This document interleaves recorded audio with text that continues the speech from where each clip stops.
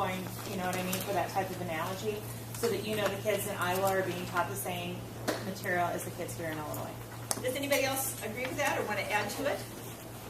College and career readiness and wanting everybody across the United States to have the same foundation. Wasn't it more for a more rigorous curriculum guide or framework for that? Okay, and another part of that is a more rigorous curriculum. And why did they want that? Or can you go ahead? I think they want us to have more mastery and not just exposure to concepts, because our kids know a little bit about a lot of things.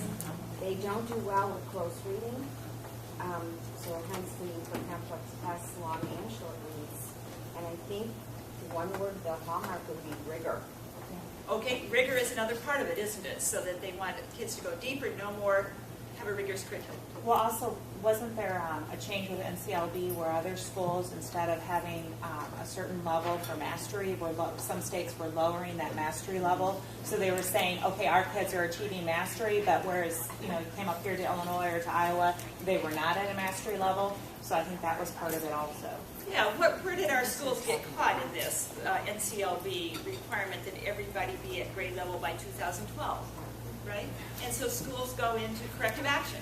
Right. Because one small part of the school population isn't succeeding. And so we've had a huge political context for education and how do we ensure mastery. States then lowered what was required in the state because they didn't want all their schools to be in corrective action. And you can understand that because even some of the high schools around here are in good high schools in corrective action because of a special ed population or some immigrant students. So, yeah.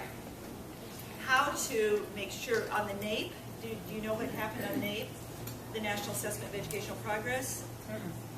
Okay, this was what led in part to the Common Core Standards, was that we do give, and Illinois finally had to participate in it starting like 5 years ago, the National Assessment of Educational Progress in reading every other year. And they do a matrix sampling of each of the states, students in each of the states. And that gives us a national comparison about how Illinois is doing compared to Wisconsin, compared to Arkansas, compared to New York and Massachusetts. And on that assessment, it revealed how differentially the state assessments were giving students credit for succeeding, or schools credit for succeeding. And on NAEP, there are very large discrepancies among the states on how students do it. So that was part of this apples and oranges. No, they want a curriculum, they want standards that students are going to be held to across the United States. And so there are real reasons for having a movement of Common Core standards. But then what did that hit in terms of our national value structure about the role of the federal government and the role of the states in education? And that's why if you look at the title of these, it's the Common Core State Standards. You know, these standards were developed nationwide, but they are put out there to the states for the states to choose if they want to adopt them or not. 47 of the 50 states have adopted the standards. Who's the third one? Texas, Alaska, who's the third one? Texas, Arizona, Alaska, is that it? Or was it North Dakota? Virginia. Is it Virginia? No, Virginia hasn't adopted. Oh, That's so because Virginia has their own SOLs, standards of learning. So, yeah, Virginia. But, you know, you can understand why. Massachusetts, there was a big debate. Massachusetts standards were at least as rigorous as these Common Core standards. And it was all politics. Do we go to the Common Core, or do we stay with our own state standards? And there's a lot of political pressure because you can get federal dollars if you adopt the Common Core standards.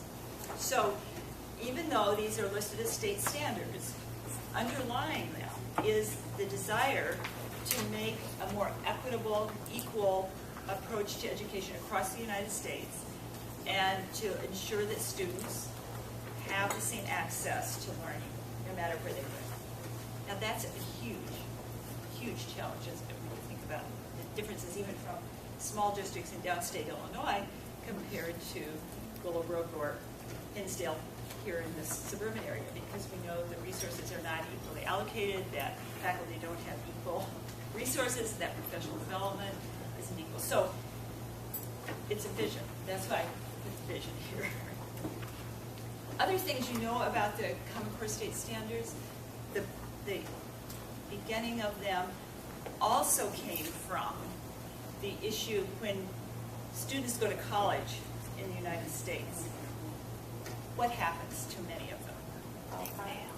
They are not prepared, and they go into, Remedial reading? that's right. So do you know what percentage of American college students have to take remedial courses? But Is it 25%? 40? yeah, over 40%, and it depends on either in reading or math. And so our state legislators and our colleges and universities are saying, wait, something is broken. Kids are getting to college unprepared, and we're having to now add courses to help them. And so part of our vision is that by the time kids graduate from high school, they are really college and career ready. And that's the language that's being used. And one of the things that Sally Hampton talked about when she gave a talk last spring was that when they were developing the Common Core standards, one of the things they did, because they had heard this message and they read the data, they went out to colleges and bought college textbooks. And they analyzed the difficulty level of those college textbooks. For freshman year college, they took all freshman year texts. They didn't take the middle ones. And they looked at the readability on those textbooks. What reading level do students have to be at if they're going to be able to succeed in college level texts? Anybody want to add to this story? Know what they found? Anybody want to add to what they found? Well, we'll get to that in just a minute. I have a slide on it, okay?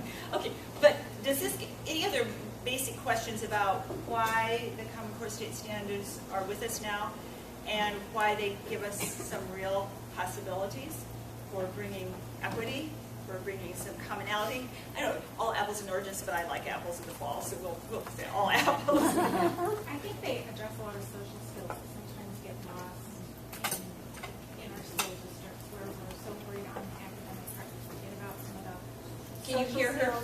That social they, skills and skills that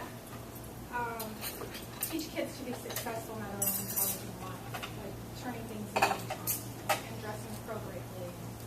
now that's a real, listen, think about what Barbara's saying, that Common Core standards may address social skills,